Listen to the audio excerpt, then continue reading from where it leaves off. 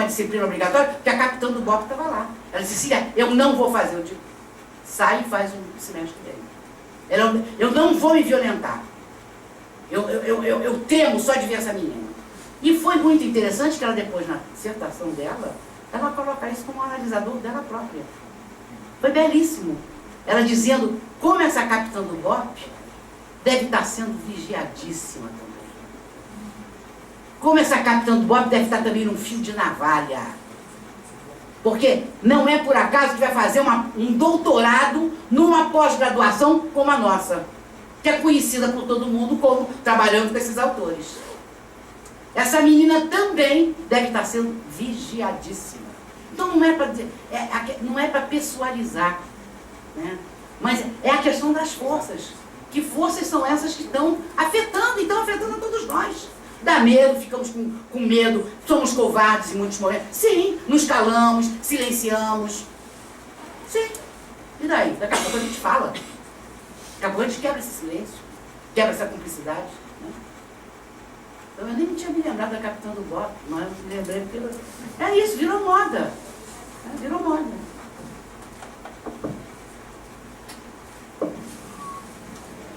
Você sabia disso? Você não sabia? Você não sabe? Da capitã do BOP? Foi uma loucura. Os alunos todos enlouquecidos. E foi muito bonito. Foi um movimento lindo dos alunos, que os professores ignoraram. Foi belíssimo, foi assim uma coisa de, sabe? E depois a professora me chamou, Cecília, você não quer ficar na bolsa de qualificação? Você está louca. Eu quero distância dessa pessoa. Eu não quero meu nome vinculado a uma pessoa como essa. Aí fez a qualificação dela agora. E o programa tem que assumir a sua responsabilidade ética nisso. Eu ia falar aquela hora que vocês estavam falando em cu, eu ia pegar o gancho sobre a história do Cabral vai tomar no cu. Tu falou também, Cecília, sobre a Marcha das Medias e tal, e eu lembrei de um canto que a gente fazia sobre ei machista, pode ser Cabral ou povo da puta qualquer. Vai tomar polícia, não vai tomar no cu porque no cu é uma delícia. Tá, eu ia falar por causa disso, mas já que eu tô falando, eu queria te ouvir sobre isso que tu falou das depredações, das manifestações e tudo isso, que é uma coisa que eu tenho pensado bastante, assim, e do jeito que as pessoas que estavam ou não estavam nas manifestações lidavam com isso, de que daí, ou eram aí os marginais fazendo isso, os vândalos, né, ou, não, então é P2, então tinha a identidade de quem fazia, ou pior, que eu dizia que não, aí não é mais político que estão fazendo, né, que eu achava pior ainda. E eu tô lendo um livro que se chama Como a Não Violência Protege o Estado, então eu ando pensando bastante nisso e eu queria te ouvir, assim, porque tem pensado sobre isso. Tem vários movimentos, eu até falei, movimentos anarquistas, Reclaim the Streets, que era um movimento inglês. Esse livrinho Urgência nas Ruas, não me lembro mais qual é o autor, mas é fácil conseguir. Essa coleção Baderna, né? Ele pega, inclusive, vários documentos desses movimentos, dos Black Bloc, desses Reclaim the Streets, e eles defendem, alguns deles, agora não sei te dizer mais, né? Mas alguns deles defendem nos documentos quebrar realmente qualquer patrimônio do capitalismo. Tudo aquilo que represente, né, o capitalismo é para ser destruído. Aí é uma questão pessoal, é muito pessoal mesmo. Eu acho que isso, eu acho que isso é tiro no próprio pé.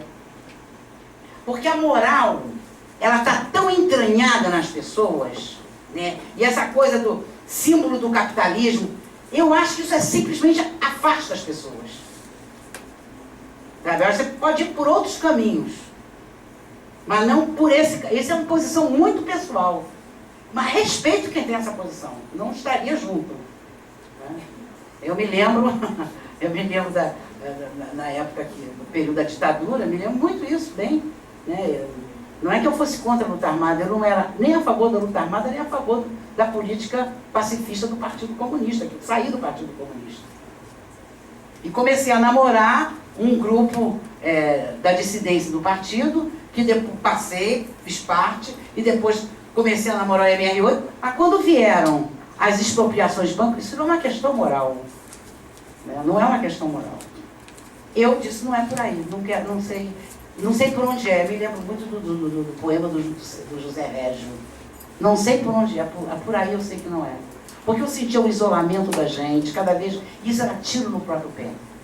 Não é por uma questão moral. Quando o embaixador foi sequestrado, né, que eu dei respaldo de infraestrutura, os companheiros que fizeram o sequestro do embaixador norte-americano, eu vibrava. Porque eram companheiros que estavam saindo da tortura, aquilo ali era um ato, sabe, que eu concordava plenamente. E teve, inclusive, discussões na época, por exemplo, do embaixador alemão, teve discussões, porque o governo não quis negociar, pessoas, inclusive, que eles indicaram, não puderam sair, eles não abriram mão, e se começou a discutir dentro da organização, que era a organização do Lamarca, se mataria ou não o embaixador alemão. E foi uma discussão séria.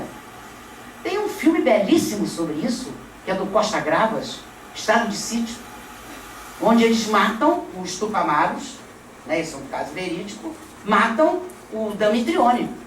O Damitrione era um norte-americano que veio para a América Latina dar aulas de tortura. Ele formava torturadores. Né, fez parte da Escola das Américas. É um filme lindíssimo de se ver, Estado de Sítio, sobre justamente a situação do Uruguai. Então são dilemas que se colocam aí, né? Por exemplo, justiçamento de companheiros. Isso era segredo, sempre foi segredo na esquerda, isso tem que ser falado. Erramos sim. Sabe? Eu acho que nada justifica você matar outro. E não é por humanismo, não. E aí eu me lembro do Deleuze. Sabe, imanência é uma vida. Sabe? Eu estou a favor da vida. Não por religião, por humanismo, por cristianismo. Né? Então, são questões, cometemos sim, dentro daquele clima. Gente, eu lembro, eu estava dando aula em Bangu, eu era professora de História, quando mataram o meu amigo, professor Jacques de História. Pessoal que eu conhecia. Depois eu vinha saber. A LN entrou porque ele denunciou várias pessoas, as pessoas foram torturadas e mortas, entraram lá e metralharam ele, dentro do Colégio Guanabara, no Rio de Janeiro. Quando vieram me contar, o Jacques foi metralhado e picharam a LN. Eu digo, é mentira. Não é verdade. Isso não aconteceu. Aconteceu sim. É lamentável, porque você vai entrando na lógica da própria repressão. Você passa a funcionar na própria lógica dela. Quando eu digo assim, não, eu não quero prisão para torturador. Não adianta a prisão. Eu quero sim que esses caras sejam publicamente execrados. Eu quero que todo mundo conheça o que esses caras fizeram. Eu estou atrás da Comissão Estadual da Verdade lá do Rio de Janeiro, que com acordos que fizeram com o governo Celso Cabral, não estão querendo chamar nenhum torturador da Polícia Militar, porque eles têm poder para fazer isso.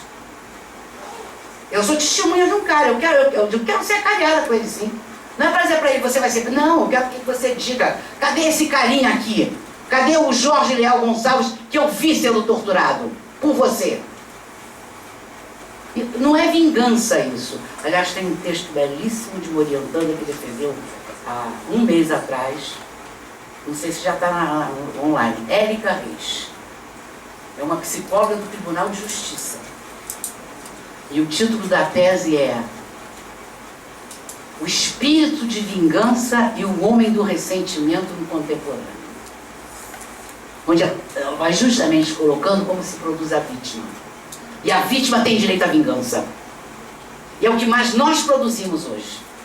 Para poder punir todo mundo. Para poder entrar na moral e no julgamento. Então, é muito difícil isso. Então, são colocações, são momentos que a gente vive, que a gente não sabe para onde vai. Agora, por ali a gente sabe que não é. Por onde é, não sei. Era como eu me colocava naquele momento. Né? Mas nem sei porque eu falei isso. Gente. Mas esse filme é muito bonito, do Costa Gravas. Né? Estado de Sítio, é muito bonito. E eles matam o Damitrione. O Damitrione como se dizia, é justiçado. Eu só queria fazer um comentário, na verdade, retomar uma questão que eu fiquei pensando. Quando a colega, que não lembro o nome, que estava sentada ali antes, Alexandra, estava comentando do grupo que ela, dos 2 grupos que ela encontrou lá, o movimento gay e o pessoal gritando Ronaldo viado. E eu lembrei de uma cena, que acho que vocês estavam juntos comigo, tá? Que a gente, um dia das manifestações, a gente estava com um grupo do Bloco de Lutas, mas a gente se perdeu deles e ficou para trás e ficou perdido num pessoal que estava muito nada a ver, assim, do que a gente estava se propondo ali na manifestação.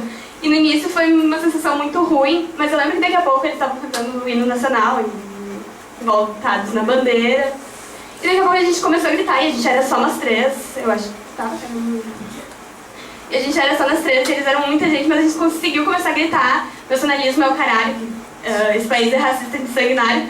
E as pessoas que estavam cantando o hino nacional e enroladas na bandeira começaram a gritar com a gente. E começaram, não, mas foi legal, porque teve uma produção, um encontro tão potente ali que aquelas pessoas começaram a perceber: não, calma, o que eu tô falando com esse hino, assim. Daí...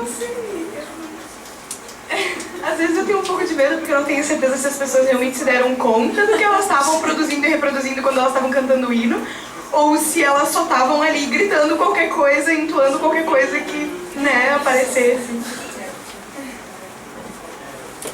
Mas houve muito movimento xenófobo mesmo. E essa gente continua aí, né? Não, eu só queria, Cecília, eu acho que na fala da colega, e aí eu acho que tem tudo a ver com o que você está falando também, o quanto a gente também caiu num discurso, que era um discurso midiático, assim, né, dos diversos rótulos, assim, né, bom, então tinha manifestantes legítimos e manifestantes não legítimos, né. E tô pensando que tipo de mecanismo de moral a gente utiliza para fazer esses julgamentos, né? Bom, então, o adolescente que foi morto numa favela de São Paulo há um mês, né? Quer dizer, ele pedia para não morrer e a polícia matando ele, atirando, e ele perguntando: por que vocês estão me matando? Por que vocês estão atirando em mim? E a população toda botou fogo nos ônibus, na porta da favela, e são os, quer dizer, eu vi no jornal, o último jornal da Globo, os vândalos. Então, quer dizer, pessoas que foram absolutamente violadas se transformam em vândalos em 5 minutos, dependendo do que elas fazem, né? E quais são esses mecanismos? Assim, bom, por exemplo, tem greves legítimas e greves não legítimas, né? Então, bom, está atrapalhando a população. Essa não é a ideia da greve, né? Mostrar que a gente atrapalha, mostrar que se a gente não funciona, a gente... Então, pensar nisso, assim, o quanto também a gente reproduz um discurso de que, bom, a violência até ali tudo bem, mas eu não sei, eu de fato eu não sei nem onde eu me posiciono, assim. Quando eu vi a cena de Itamaraty, metade de mim ficou bem excitada e metade ficou talvez chocada, mas era isso, assim, do tipo... Que instrumentos e que mecanismos e que discursos a gente está usando para fazer essa avaliação do que é legítimo e o que não é legítimo. Né? Bom, daqui a pouco alguém cantar o hino, enfim, eu não sei se eles têm de fato esse posicionamento tão claro, né, nacionalista e xenófobo, ou se era simplesmente uma coisa da vontade enfim, de criação ou de...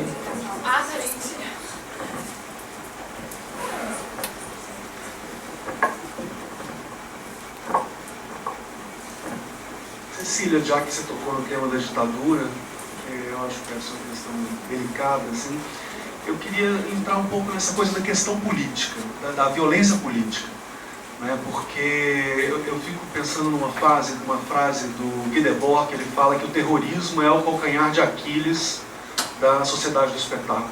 Não sei se eu concordo muito com isso, não, porque, como você mesmo argumentou aí, muitas vezes o terrorismo e a violência ela é recapturada e ela passa a funcionar de uma forma muito articulada às formas repressivas, de controle, etc.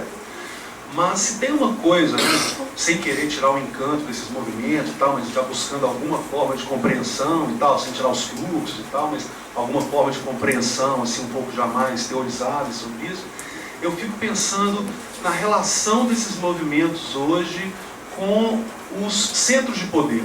Né? Onde estão esses centros de poder hoje que eles já não estão de forma tão nítida dentro do Estado? Né? Então, como pensar, de um lado, os processos de individuação, né? A formação, né, das subjetividades dos indivíduos, as formas de agrupamento, de pertencimento, que já não estão mais prioritariamente ligadas à nação. Né? Então, nós temos outras formas de pertencimento coletivo que vão ativar outras formas de individuação. E por outro, nós já não temos também um Estado tão centralizador, né, cuja soberania já está acima ou abaixo do governo, né, digamos assim. Mas, independente de onde estão os centros de poder, a violência, né, a violência política, ela se torna de fato uma coisa a se pensar, né? E aí a gente fica vendo, já não é mais uma violência contra o Estado, mas é uma violência contra quem, então? Para onde se direciona essa violência? Vai quebrar o banco? Vai quebrar isso? Isso é muito barato para poder provocar esse tipo de coisa. Tanto que as discussões que se fazem hoje é como que esse declínio do Estado está promovendo exatamente um aumento exponencial da segurança privada no mundo inteiro. As últimas guerras que tiveram foram quase todas financiadas por mercenários, já não tem mais alistamento obrigatório e esse tipo de coisa. A gente tem uma outra estruturação do poder e outras formas de subjetividade também. A gente pensa hoje, né, a burocracia do Estado, que foi o surgimento da burocracia estatal que permitiu unificar o território, né, em torno de um projeto coletivo e etc. E aí a gente pega hoje as tecnologias, né, e o Facebook é uma tecnologia perfeita nisso, né, e de como que a partir do Facebook e essas redes sociais você também controla muito, né, e como controla, você tem ali a partir dessas tecnologias toda uma possibilidade de domínio, de saber quem está onde, né, e etc. Mas também provoca esse tipo de movimento sem liderança, onde a liderança ela já não se torna mais uma pessoa. A liderança agora é um processo. O Facebook nos ajuda muito a desengavetar processos, né, de liderança e de articulação, de resistências, etc., sem que necessite necessariamente de uma pessoa, né, para falar venham e vamos protestar e etc. Né? E aí eu fico pensando como lidar com a violência política no Brasil hoje, sendo que a violência, por mais do político que ela fosse, ela nunca foi vista como política no Brasil, né?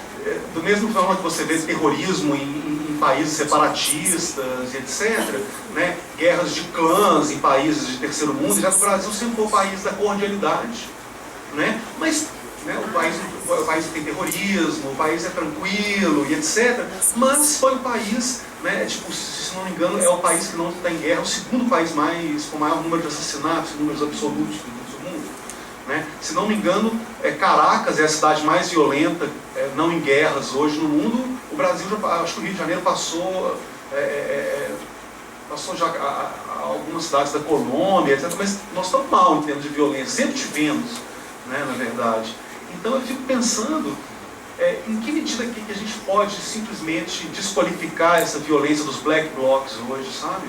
E tentar ler isso de uma forma que não seja meramente prescritiva, assim, pode violência, não pode violência, a violência não leva a nada, a violência leva a alguma coisa, mas como pensar em um termômetro onde a violência faz o poder se deslocar, para perceber que ele não tem controle sobre tudo aquilo, né? Porque também eu sempre pensar que nós estamos numa fase pós-guerras, né? Nós não temos mais uma guerra daquele estilo antes de um país, né, ameaça a soberania do outro. Mas, por outro lado, hoje a insegurança nunca foi tão grande por essa disseminação das formas de resistência armada para dentro dos apartamentos, para dentro das cidades, etc. A guerra hoje é totalmente descentralizada. E contra esse tipo de guerra, o Estado não tem muito poder. Né? Porque, por mais que eles tenham um mecanismo de controle, tecnologias, são tecnologias baratas. Qualquer grupo terrorista aí consegue burlar e conseguir também infligir mortes em lugares espalhados. O problema é que você não consegue matar o dono da empresa tal, você consegue matar 1000 pessoas ali para desestabilizar o poder, né, que é uma coisa eticamente extremamente condenável.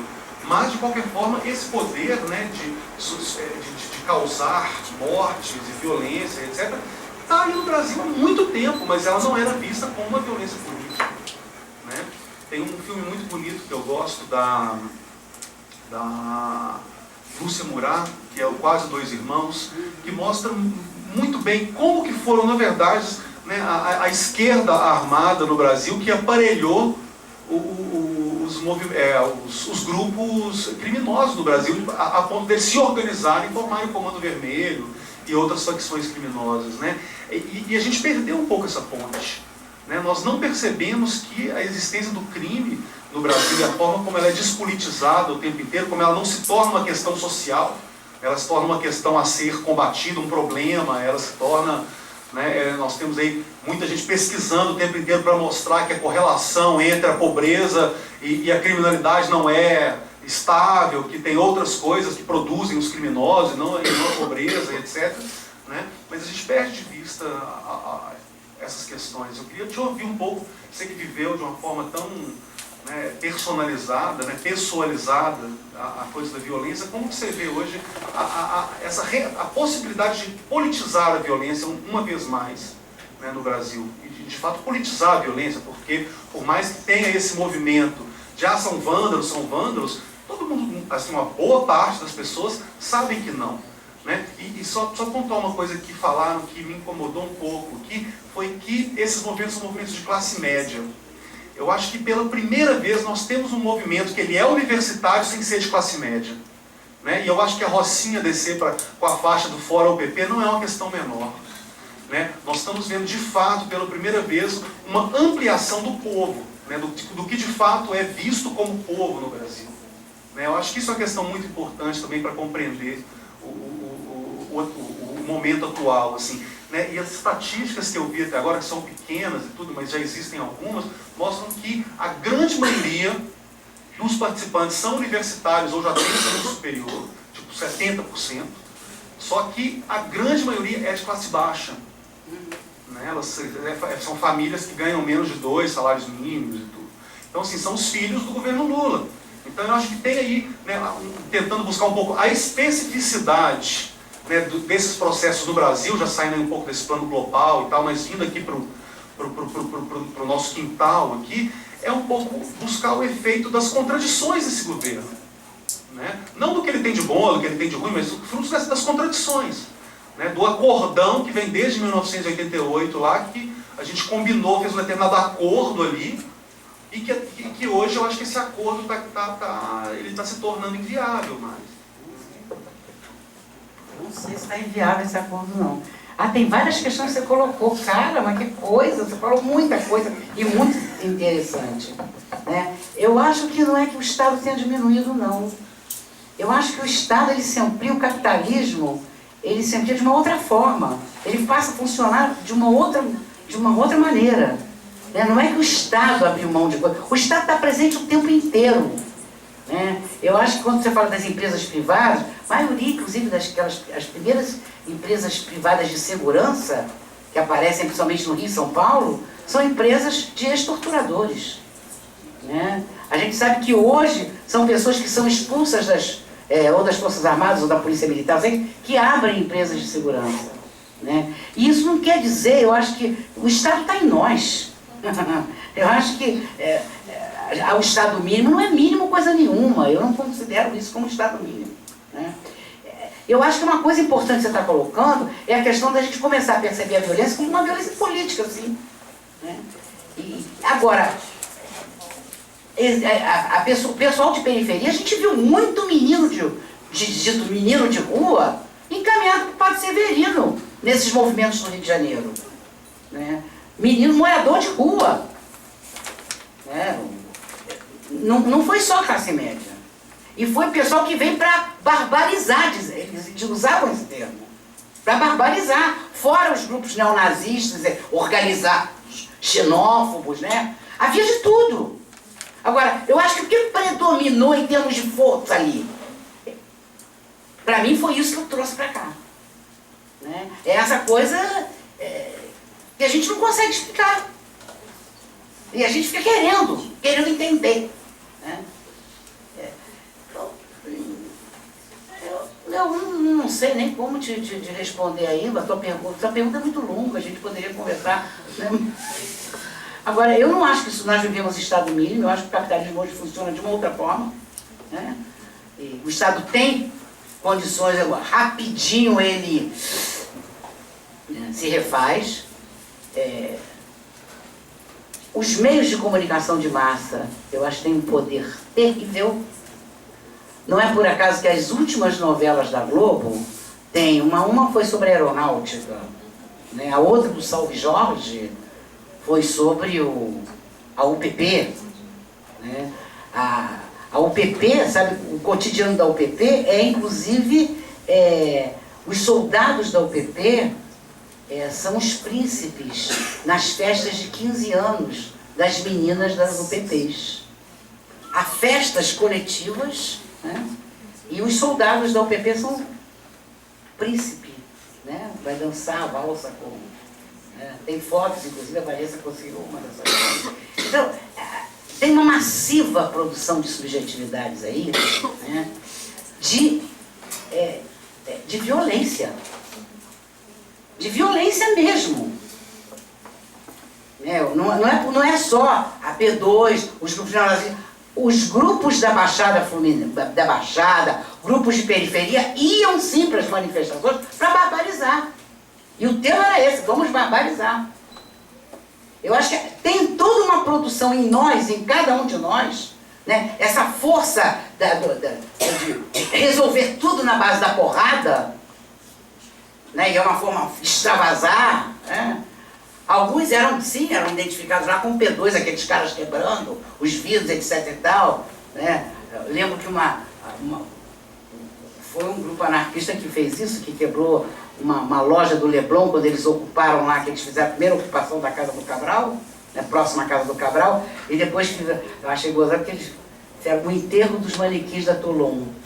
Eles quebraram as vitrines da Toulon, né, e depois fizeram o enterro dos manequins da Toulon. Então tem coisas muito interessantes, mas tem outras, né, que é de uma violência muito grande, né. Quando eu faço essa avaliação de que eu não sei se é por aí eu sei que não é, por onde eu não sei, né? Não é uma questão moral, né? É uma questão de não saber mesmo, porque eu não quero fazer julgamento. E o óbvio que o gente está fazendo o tempo todo. A gente não consegue escapar disso. Essas forças estão aqui.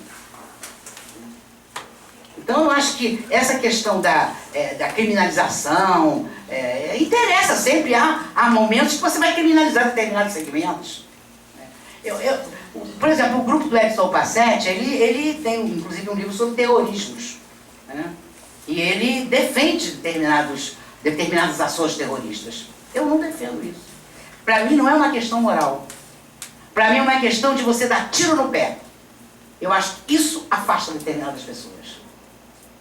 E eu estou querendo afetar as pessoas. Eu não estou querendo afastar as pessoas, estou querendo afetar. Então, é isso que me move no mundo. Agora, a gente vive um momento muito difícil, né? Muito difícil. Porque a gente vê, inclusive, os filhos do governo Lula, como você colocou, né?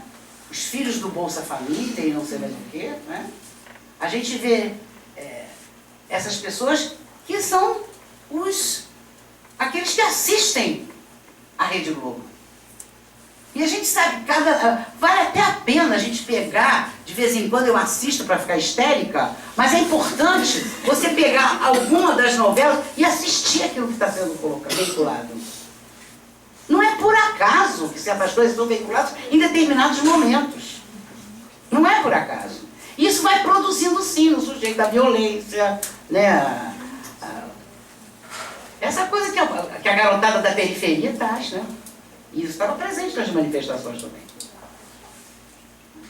Não sei se eu te respondi, mas o objetivo não era te responder, não. E eu não acho que... eu acho que essa questão eu falo tanto do Facebook, eu estou meio entusiasmada com o Facebook, mas é uma nova forma de controle, né? Eu lá com o meu celularzinho, qualquer um sabe onde eu estou. Todo mundo é facilmente localizável, né? Hoje seria impossível alguém ser clandestino. Então, tem como tudo, né? Não existe a dicotomia, o bem está aqui, o mal está aqui. As coisas estão juntas o tempo inteiro. E é isso que a gente tem que tentar perceber. Não existe essa exclusão de um lado está o bom, do lado o mal. Não, está tudo junto. Tem coisas potentes? Tem. Agora, eu estou querendo enfatizar em cima do que os meios de comunicação vêm produzindo. Eu estou querendo, quando eu falo de manifestações, eu estou querendo enfatizar a potência dessas manifestações. O medo que elas produzem. não só no poder, né, mas nos diferentes poderes, né, mas principalmente nos meios de comunicação de massa.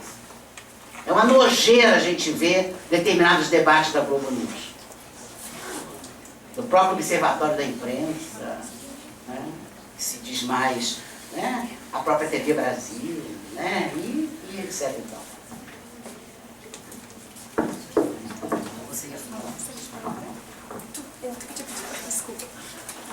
Não, é que quando a gente fala dessa coisa de a gente não tá na... eu me atravessei. A minha é bem rapidinha. A gente faz juntas, aí Tá. eu faço a minha e... Tá, a minha assim, Desculpe, Florzinha. eu só queria poder te ouvir um pouco, é um conceito que eu venho trabalhando, que é a ideia de militância. Como é que a gente pensa a militância? Eu trabalhei bastante com a questão da ditadura militar, numa militância que a gente pensava num foco bom, tem uma ideia por onde a gente está lutando, quando a gente entra num momento de pulverização, de multiplicidade, de que tudo tá, a gente milita pelo quê, para quem, para onde, né? Como compreender essa ideia de militância no contexto que a gente está vivendo hoje? É só isso. Me devolve essa Luciana. Posso pegar carona? Não, é porque tem a ver mesmo. Porque assim, também não dá pra gente usar a reflexão que a gente faz. A reflexão, eu odeio reflexão, né, Cecília? O pensamento, a nossa discussão sobre a multiplicidade para virar um vale-tudo. Não é um vale-tudo. Tá? Não é o bem e o mal, mas também não é um vale-tudo. A gente se posiciona, a gente tem uma militância. Eu não sou a favor da pena de morte, nem da redução da idade penal, e se esse povo vai pra rua dizer isso, eu acho que não. E então, como é que a gente, que militância é essa, né? Então, acho que às vezes uma falta de pauta também é perigosa. Eu sei com quem eu quero andar junto, e com quem não, contra quem eu tô, contra que ideias, contra que concepções eu tô lutando. Então, não é um vale tudo, né? Aí eu me lembrei de uma música do Aldir Blanc e do João Bosco, que fala assim: não põe corda no meu bloco, não vem com o teu carro-chefe, não dá ordem ao pessoal. A militância até hoje tem sido isso. Eu te digo isso porque eu milito há quase, sei lá quantos anos. Eu entrei para a militância, eu tinha 17 anos, faz as contas, 72, 17, sei lá quantos. Que é a militância, a própria palavra militância. Há que se colocar em análise, né?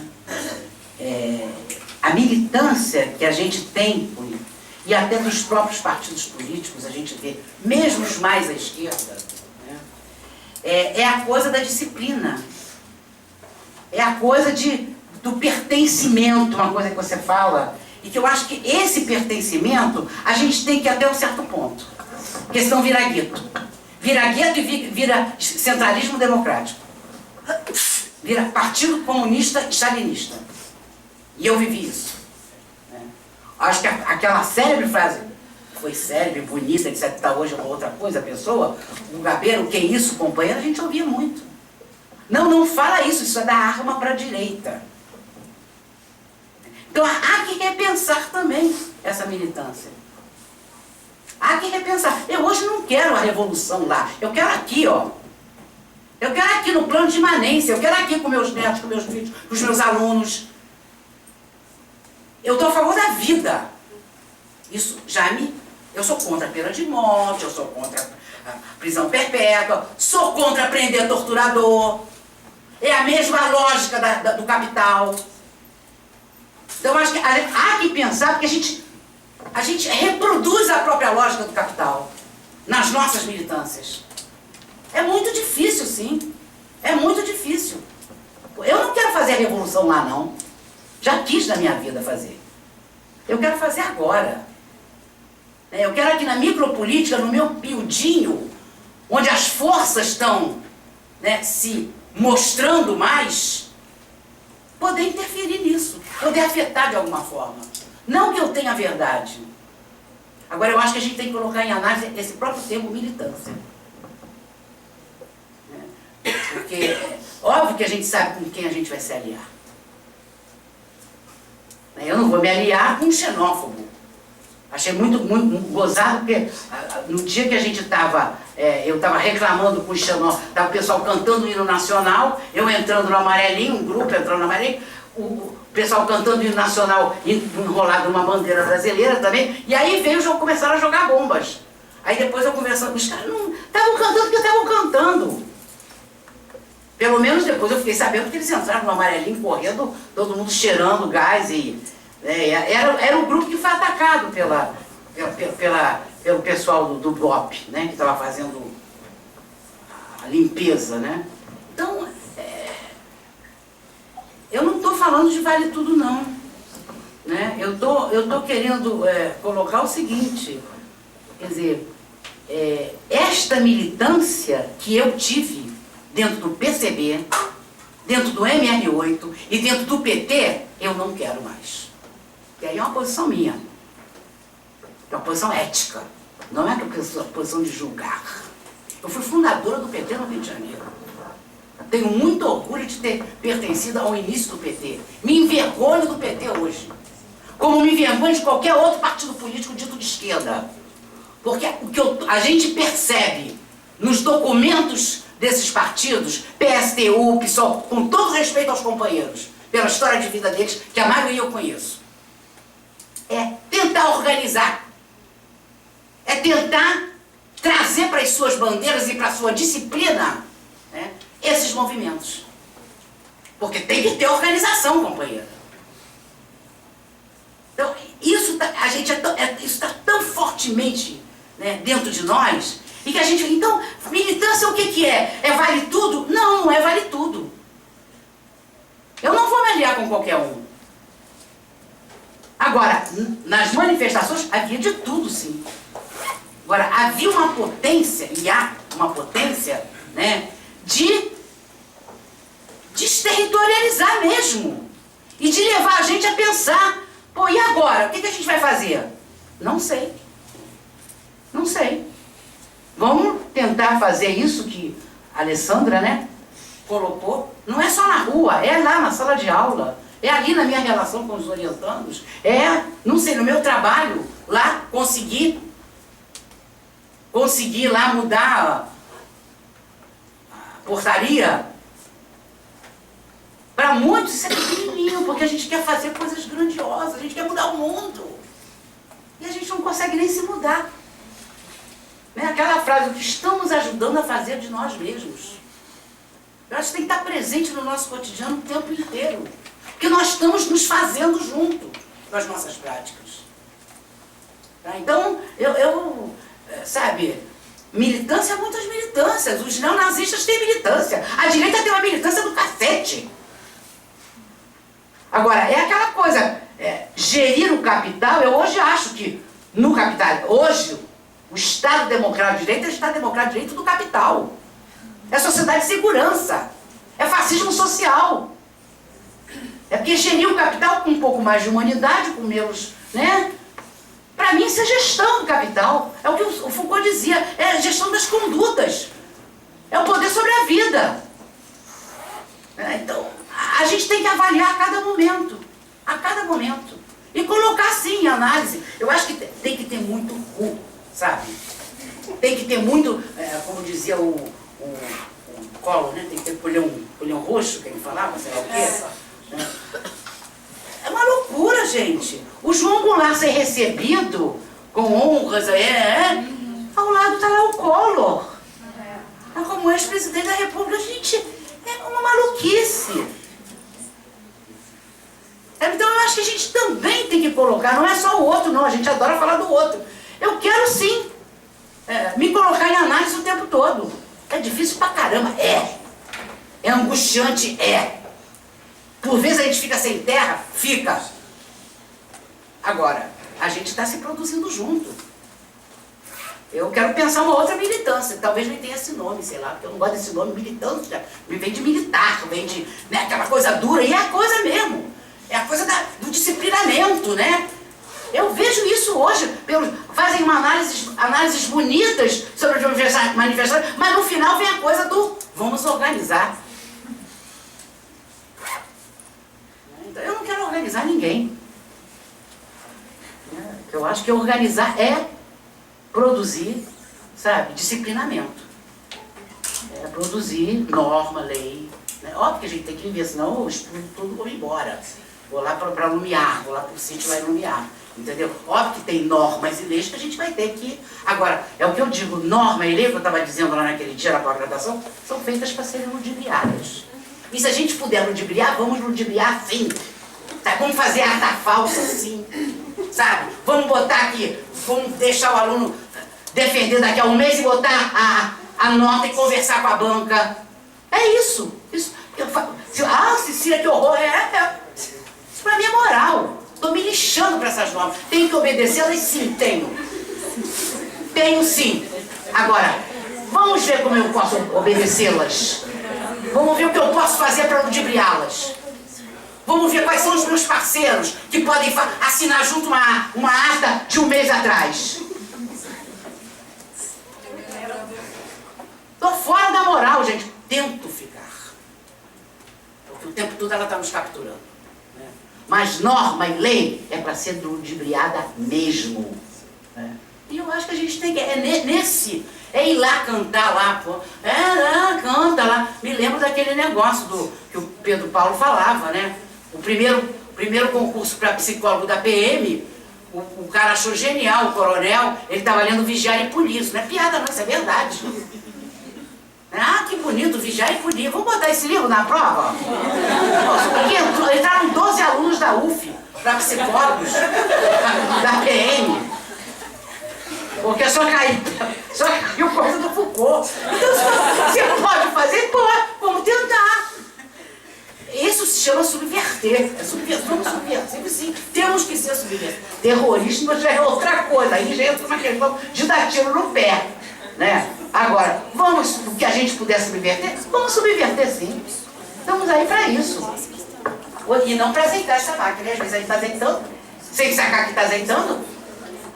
Às vezes a gente até gosta de azeitar, né? Ético de cada um. Não sei se eu te respondi, Fluzinha, mas não fica preocupada com a militância pulverizada, não. Não fica preocupada com a militância pulverizada. É melhor a militância pulverizada do que a militância centralizada.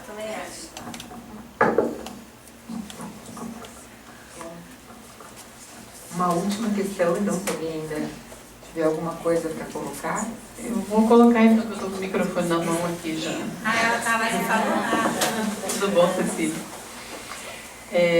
Na verdade, só falar de uma coisa que eu e a Lu estavam falando aqui, cochichando antes, e que é meio, assim, banal, mas eu acho que é um pouco que, para mim, está ficando, assim, um pouco da questão que a gente está falando aqui. Que nesses movimentos, e eu e a Lu estavam comentando uma situação, uma cena do final de semana, da parada gay aqui, coisas que me suscitou na conversa hoje com uma colega, dessa coisa do apego às identidades que a gente tem, seja ela quais forem, né? Então, eu acho que ao mesmo tempo em que a gente tem essa possibilidade nesse momento de viver a diversidade, de fazer movimento, tem, por um outro lado, uma necessidade de estabilidade, né? E de criar identidades outras, mas criar identidades. Então, de se apegar a lugares, a identidades, a coisas fixas. E aí entra o que tu estava dizendo agora, da gente colocar em análise os perigos que isso está colocando o tempo todo. Né? Não é a questão de se é bom ou se é mal, se está produzindo, aí, se é bom ou se é ruim, mas é que tá colocando uma questão, é perigoso e a gente tem que estar colocando em análise isso o tempo todo. Né? Porque senão a gente tende a achar que o movimento tem que produzir uma mudança, aquela grande mudança, e que a gente enxergue logo ali na frente aquela grande mudança, e aí a gente não consegue enxergar essas micro fissuras que estão acontecendo aí no cotidiano, porque a gente está esperando enxergar aquela grande mudança que a gente não enxerga lá na frente. Né? Falou e disse, Flozinha. Por exemplo, tem um movimento muito interessante, chamado movimento queer. Né? E que tem a ver com a Marcha das Vadias. Que você potencializa o queer, né? Que é viado, é marginal, é um xingamento. A Judith Butler e a Beatriz Preciado são duas mulheres muito interessantes que pegam essa questão de gênero, né, e colocam em análise isso. Né? A própria Marcha das Vadias. Você pegar vadia, você potencializa de uma outra forma. Né? Como elas mostram, elas vêm do movimento feminista, principalmente a Judith Butler, como isso é, como o gueto captura. O Guattari falava isso quando na micropolítica, cartografias, quando ele veio... Micropolítica não, é micropolítica, cartografia do desejo? Quando ele veio ao Brasil, no início dos 80, né, que ficou entusiasmado, né, com o PT, e ele conversando com as mulheres, com o movimento feminista e com o movimento negro. E ele mostrando os perigos da identidade. Né, os perigos, né, por isso é que singularidade é uma coisa, identidade é outra. E a gente está sempre querendo... Cadê a minha turma? Cadê a minha turma? Essas manifestações, eu acho que permitiu que a gente experimentasse outras turmas. É que a gente pode até não concordar. Né? Mas permitiu que a gente vivenciasse essa heterogeneidade que está no mundo. Porque a gente quer homogeneidade, porque é isso que querem, né? Que a gente queira. Mas é isso, falou aí disso, por exemplo. Mas essa é uma discussão bem atual, essa coisa da fragmentação das identidades, né, do ponto de vista do movimento social, o quanto isso está também, do ponto de vista de alguns analistas, enfraquecendo os movimentos sociais, né? A questão, enfim, da pluralidade, enfim, uma questão interessante. É uma questão para se pensar, né? Sim. Não tem resposta, mas é uma questão para se pensar. É isso, cada vez a minha Agora, turma como é mais isso aprisiona também, né? né? Cada vez a minha turma é mais, né? Eu não me vejo no grupo de mulheres, porque eu sou mulher, branca, classe média, né? Cada vez mais a minha turma é específica.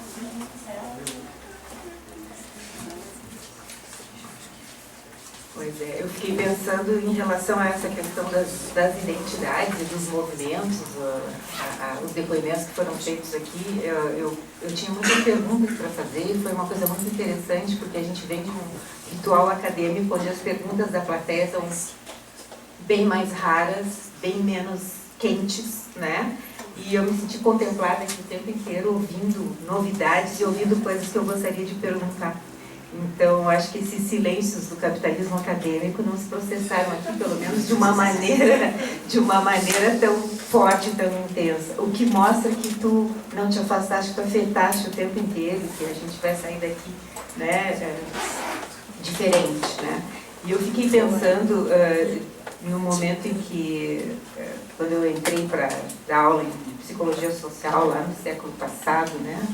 A gente tinha Foi século retrasado. Então, estamos, né? Podemos dizer que somos contemporâneos. Eu me lembro que o mantra da época era aceitar as diferenças, né? A gente passava o tempo inteiro falando que a gente tinha que aprender a conviver com as diferenças, né? E conviver com as diferenças era dizer que diferenças a gente ia eleger e como é que os outros deveriam ser. Né? Então a gente criticava o comportamento padrão que a psicologia avaliava, mas ao mesmo tempo a gente dizia como tinha que ser o comportamento não padrão. A gente chama um não padrão de comportamento, né, para padronizar os outros. E então acho que essa questão das manifestações que me trouxe muito foi isso, né? As diferenças estão aí e a gente tem que olhar para elas e a gente tem que estranhá-las e a gente tem que estar na vida. Né? A gente tem que estar na onda, né, e vivendo isso. Então, acho que esse momento assim, foi muito especial, exatamente nesse sentido, da gente poder olhar, né, para o presente, para o momento que a gente está vivendo, para as histórias que a gente está produzindo, né, e viver com isso, né, e se deixar afetar por uma pessoa, né, que vem lá do Rio de Janeiro e nos afeta e faz o coração bater e faz a vontade de mudar coisas, fica muito presente dentro da gente. Eu quero te agradecer de coração. Obrigada.